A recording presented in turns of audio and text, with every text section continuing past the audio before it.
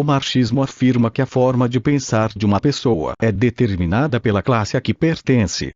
Toda classe social tem sua lógica própria. Logo, o produto do pensamento de um determinado indivíduo não pode ser nada além de um disfarce ideológico dos interesses egoístas da classe a qual ele pertence. A tarefa de uma sociologia do conhecimento, segundo os marxistas, é desmascarar filosofias e teorias científicas e expor o seu vazio ideológico. A economia seria um expediente burguês e os economistas são psicofantas do capital.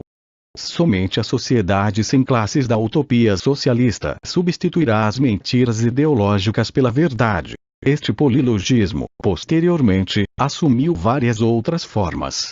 O historicismo afirma que a estrutura lógica da ação e do pensamento humano está sujeita a mudanças no curso da evolução histórica. O polilogismo racial atribui a cada raça uma lógica própria. O polilogismo, portanto, é a crença de que há uma multiplicidade de irreconciliáveis formas de lógica dentro da população humana, e estas formas estão subdivididas em algumas características grupais. Os nazistas fizeram amplo uso do polilogismo. Mas os nazistas não inventaram o polilogismo. Eles apenas criaram seu próprio estilo de polilogismo, a lógica da mente. Até a metade do século XIX, ninguém se atrevia a questionar o fato de que a estrutura lógica da mente era imutável e comum a todos os seres humanos. Todas as inter-relações humanas são baseadas nesta premissa de que há uma estrutura lógica uniforme. Podemos dialogar uns com os outros apenas porque podemos recorrer a algo em comum a todos nós: a estrutura lógica da razão. Alguns homens têm a capacidade de pensar de forma mais profunda e refinada do que outros. Há homens que infelizmente não conseguem compreender um processo de inferência em cadeias lógicas de pensamento dedutivo. Mas, considerando-se que um homem seja capaz de pensar e trilhar um processo de pensamento discursivo, ele sempre aderirá aos mesmos princípios fundamentais de raciocínio que são utilizados por todos os outros homens. Há pessoas que não conseguem contar além de 3. Mas sua contagem, até onde ele consegue ir, não difere da contagem de Gauss ou de Laplace. Nenhum historiador ou viajante jamais nos trouxe nenhuma informação sobre povos para quem aí não a fossem idênticos. Ou sobre povos que não conseguissem perceber a diferença entre afirmação e negação. Diariamente, é verdade, as pessoas violam os princípios lógicos da razão. Mas qualquer um que se puser a examinar suas deduções de forma competente será capaz de descobrir seus erros. Uma vez que todos consideram tais fatos inquestionáveis, os homens são capazes de entrar em discussões e argumentações. Eles conversam entre si, escrevem cartas e livros, tentam provar ou refutar.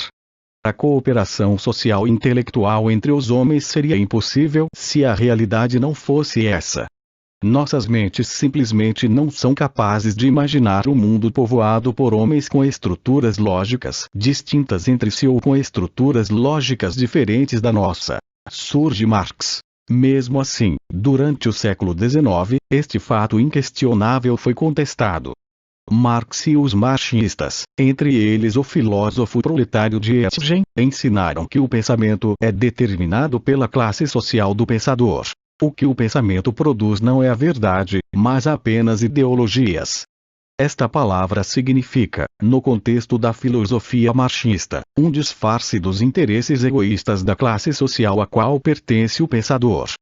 Por conseguinte, seria inútil discutir qualquer coisa com pessoas de outra classe social. Não seria necessário refutar ideologias por meio do raciocínio discursivo. Ideologias devem apenas ser desmascaradas, denunciando a classe e a origem social de seus autores. Assim, os marxistas não discutem os méritos das teorias científicas. Eles simplesmente revelam a origem burguesa dos cientistas. Os marxistas se refugiam no polilogismo porque não conseguem refutar com métodos lógicos as teorias desenvolvidas pela ciência econômica burguesa. Tampouco conseguem responder às inferências derivadas destas teorias, como as que demonstram a impossibilidade prática do socialismo. Dado que não conseguiram demonstrar racionalmente a validade de suas ideias e nem a invalidade das ideias de seus adversários, eles simplesmente passaram a condenar os métodos lógicos. O sucesso deste estratagema marxista foi sem precedentes. Ele se tornou uma blindagem contra qualquer crítica racional à pseudo-economia e à pseudo-sociologia marxistas. Ele fez com que todas as críticas racionais ao marxismo fossem inócuas. Foi justamente por causa dos truques do polilogismo que o estatismo conseguiu ganhar força no pensamento moderno. O polilogismo é incoerente. O polilogismo é tão inerentemente sem sentido, que é impossível levá-lo consistentemente às suas últimas consequências lógicas. Nenhum marxista foi corajoso o suficiente para derivar todas as conclusões que seu ponto de vista epistemológico exige. O princípio do polilogismo levaria à inferência de que os ensinamentos marxistas também não são objetivamente verdadeiros, mas sim apenas afirmações ideológicas. Mas isso os marxistas negam. Eles reivindicam para suas próprias doutrinas o caráter de verdade absoluta. Dietzge ensina que as ideias da lógica proletária não são ideias partidárias, mas sim o resultado da mais pura e simples lógica. Ou seja, a lógica proletária não é ideologia, mas sim lógica absoluta. Os atuais marxistas, que rotulam seus ensinamentos de sociologia do conhecimento, dão provas de sofrerem desta mesma inconsistência. Um de seus defensores, o professor Mounier, procura demonstrar que há certos homens, os intelectuais não engajados, que possuem o dom de apreender a verdade sem serem vítimas de erros ideológicos. Claro, o professor Mounier está convencido de que ele mesmo é o maior dos intelectuais não engajados. Você simplesmente não pode refutá-lo. Se você discorda dele, você estará apenas provando que não pertence à elite dos intelectuais não engajados, e que seus pensamentos são meras tolices ideológicas. Os nazistas copiaram a lógica. Os nacional-socialistas alemães tiveram de enfrentar o mesmo problema dos marxistas. Eles também não foram capazes nem de demonstrar a veracidade de suas próprias declarações e nem de refutar as teorias da economia e da praxeologia. Consequentemente, eles foram buscar abrigo no polilogismo, já preparado para eles pelos marxistas. Sim, eles criaram sua própria marca de polilogismo. A estrutura lógica da mente, diziam eles, é diferente para cada nação e para cada raça.